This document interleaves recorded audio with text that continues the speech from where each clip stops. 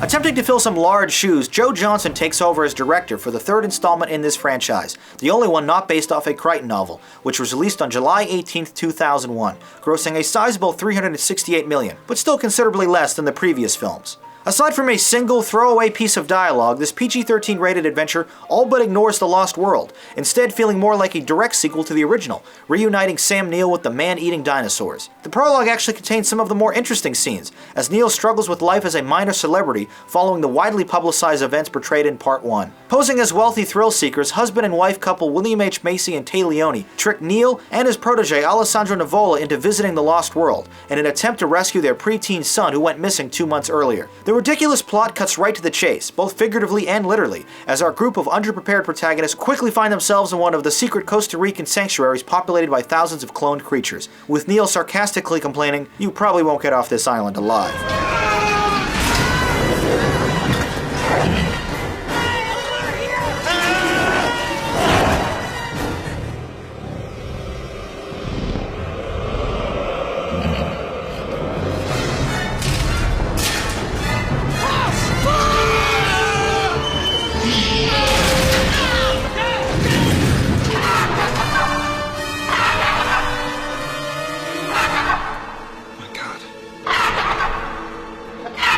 For help.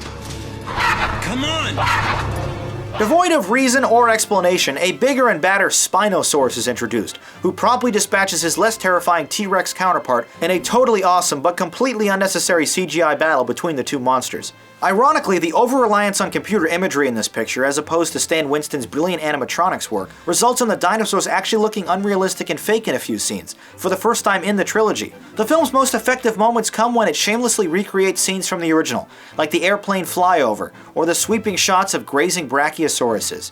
All the majesty and wonder of the first film is abandoned, reduced to nothing more than a low-rent horror experience for the bulk of the painfully short 92-minute picture. Don Davis contributes a generic score that can't seem to resist putting its own pointless flourishes on Williams' classic themes. Some action pieces, however, like an early plane crash into the jungle canopy, or a frantic satellite phone call as a riverboat is sinking, provide some nail-biting thrills. Unfortunately, just as the picture hits its stride following an exciting foray into a pterodon aviary cage, it abruptly ends without a satisfying climax or conclusion, topped off with one character unnecessarily coming back from the dead. Faster and less complicated than the previous entries, but far less captivating because of it, this isn't worth watching as often as the others. Jurassic Park 3, disposable disappointment with shallow excitement.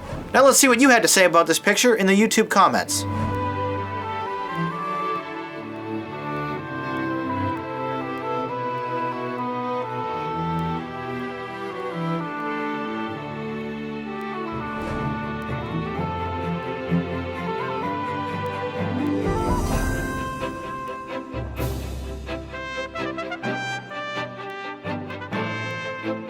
Jurassic Park 3 on the Rate-O-Matic, a 6 and a 5. Although you faulted the plot, boring characters, and shortened ending, you love seeing Sam Neill back fighting dinosaurs again, with some even calling this a better picture than Part 2.